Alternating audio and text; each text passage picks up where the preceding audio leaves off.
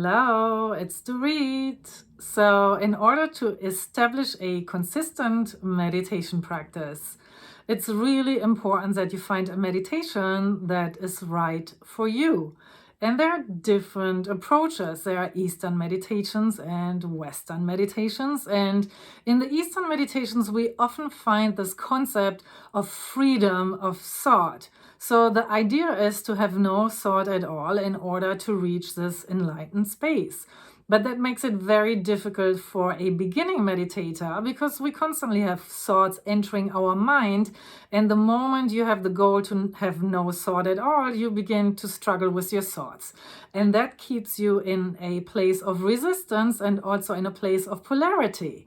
And the goal of meditation is, of course, to transcend polarity and reach a place of unity. So polarity is this perception of right and wrong and day and night, and all these opposites that create one another. It's a lot of judgment, a lot of friction and tension. So we want to learn to transcend it and to get into a place of unity. And unity means no judgment of all. Imagine that. No judgment at all. Everything is and everything has a right to exist. So if you choose a meditation which keeps you stuck in judgment because you're struggling with your thoughts, it makes it, of course, very difficult, especially for the beginning meditator, to establish a solid meditation practice.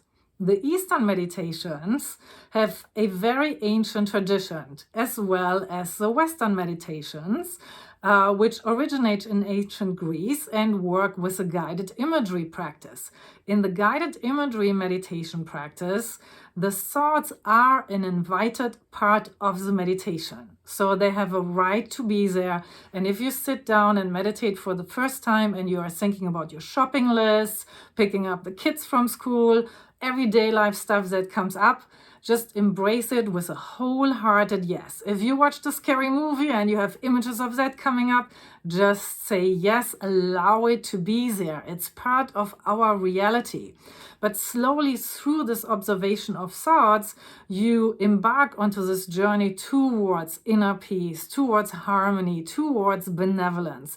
And for me, as a guided imagery meditation teacher, it feels a little bit like storytelling, but it's in a very conscious and in a very directed way. And by spending time in these guided meditations and becoming aware of your thought process and consciously directing them into a certain direction, eventually you reach the same state of mind that we also aim to reach with the Eastern meditation.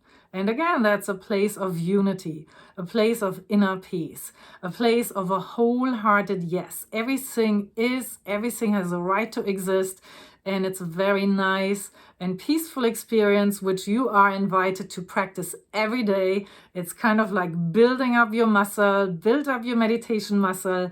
And of course, I have a guided imagery playlist on my YouTube. Check it out. Please use the meditations on a daily basis and notice how slowly your perception of reality begins to shift, and it's easier for you to get into places where you're overcoming judgment, where you experience inner peace and harmony, and eventually also see the world in a whole new way. So I invite you onto this journey. Enjoy and see you on the path.